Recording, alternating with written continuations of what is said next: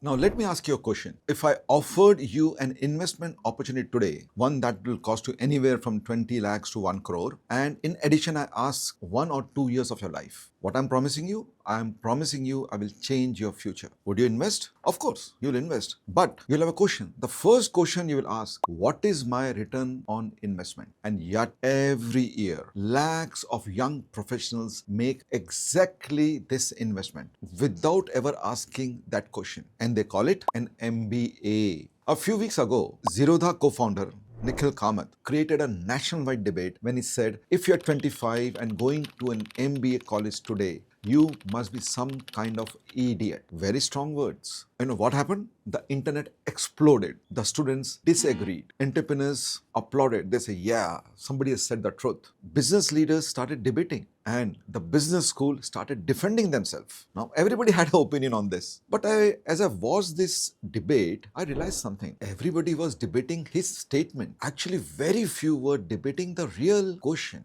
So it means what? The real question isn't that should you do an MBA at 25? The real question is, should you invest in an MBA at all? And if yes, when is the right time? Because according to me, the answer is it 23 or 25 or 30? This answer is far more personal than that. Hello friends, my name is Dr. Rajev B. Sharma. Welcome to this channel. My mission is very simple. My mission is to help students and families make smarter global education and career decisions. You know, because of the last 3 decades, where I have worked, spent my time, there's one philosophy which has guided in everything I do. That philosophy is career first, country later, process always. So before we begin, let me tell you why this topic is so personal to me. You know, over the last 35 years, I had the privilege of seeing management education from 3 very different perspectives and angles. First, as a student, right? I started my journey as an engineering graduate, and then I worked for 2 years. Then I'm talking off. Then I decided to pursue my MBA. You know, this was very early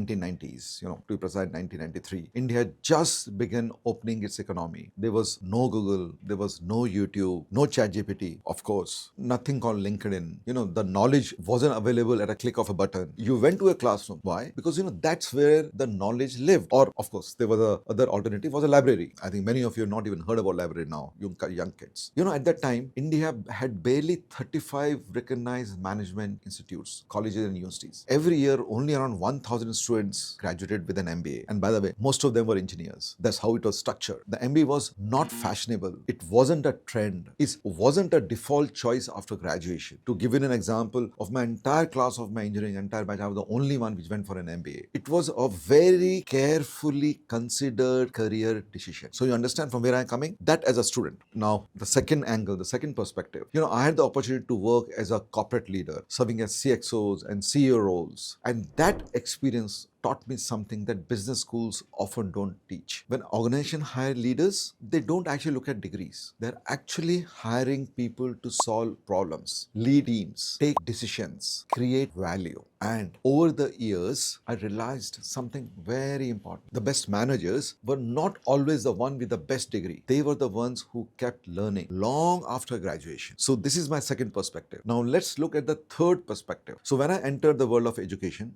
not just as an educator, but as an education entrepreneur and an institution builder. Here, through our parent organization, TASMAC, we established and manage management institutes in Pune, Bangalore, Kolkata, and 2 campuses in London. These programs all were academically aligned, approved, and certified, including the degree coming from University of Wales in United Kingdom. Over the years, more than 20,000 professionals graduate from our institutes. Along the way, I have worked very closely with universities across the world, advised institutions, and mentored thousands of students and professionals making some of the biggest decisions of their lives. So when you see in the management education over 35 years as a student, then a corporate leader, and then an institution builder, you're beginning to notice something. There are some patterns which you actually understand.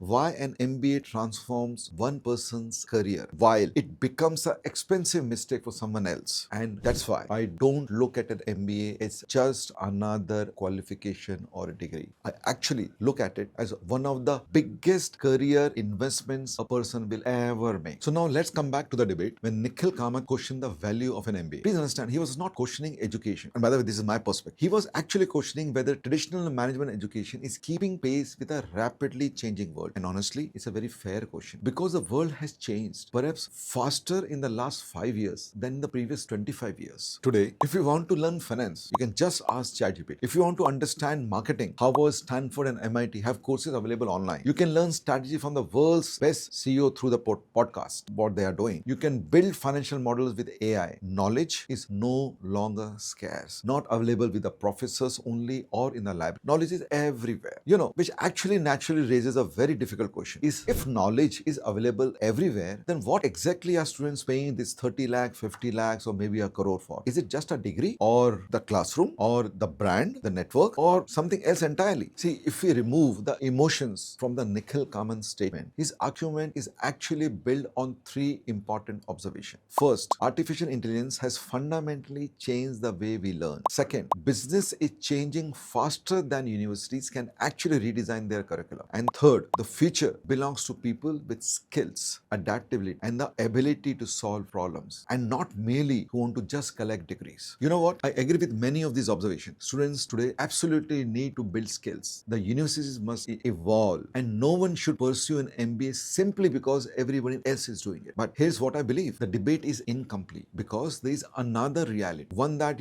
many successful entrepreneurs perhaps unintentionally sometimes overlook. For many students, especially the first generation graduates, an MBA isn't just a learning. It is about opportunity. It is about credibility. It is about confidence. It is about changing the future of an entire family. And if you consider this actually changes the equation completely. Over the last 35 years, as I told you, I've watched thousands of careers unfold. Some students joined multinational companies. Some built global careers. Some became entrepreneurs. Some actually transformed family businesses. Some regretted their MBA, and others called it the best decision of their lives. Like, for example, for me, the best decision of my life. What actually separates these two groups? People who has the best decision, people who regret the decision. It wasn't age. It was also not the college. It wasn't even the country. It was the clarity of the purpose they had. The students who knew why they wanted an MBA almost always made better decisions than those who simply asked, which college should I join? So coming back, should you do your MBA at 25? My answer is yes, but when? Condition apply. If 25 is the right stage in your career, and my answer is no, if you are only doing it because everybody around you is doing it. You see, people ask me all the time, Dr. Sharma, what is the best age to do an MBA? And my answer usually surprises them. I tell them, there is no perfect age for an MBA. There is only a right stage in your career. Some people are ready at 24, some at 28, some at 35, and some never actually need one. Don't make one of the biggest investments of your life because the society is telling you to do it. Don't do it because your friends are applying and doing it. Don't do it because you're afraid of missing out, but do it only if it takes you closer to the career and the life you truly want to build. So friends, for more than 25 years, one principle has guided every student I have mentored. The principle is career first, country later, process always. And perhaps you should add one more line today. Career stage before your career degree, especially for masters and MBA. Thank you for watching. And if you think this discussion is making you think differently, subscribe to our channel. In my other episode, I will share with you the framework I personally use to decide whether an MBA is actually worth the investment. I call it the MBA value equation. I'll see you there.